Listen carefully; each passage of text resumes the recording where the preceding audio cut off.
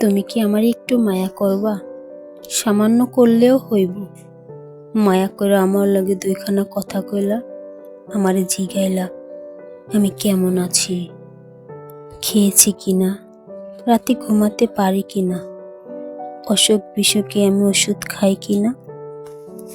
আমার তেমন অসুখ নেই, যা আছে তা তোমারে ঘিরে।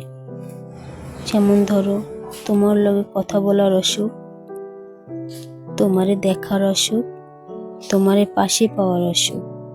দুঃখ পাইলে আমি সইতে পারি, কিন্তু তোমার অসুখ হইলে আমি সইতে পারি না।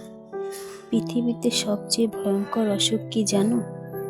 কাউরে দু চোখ ভরে দেখার অসুখ।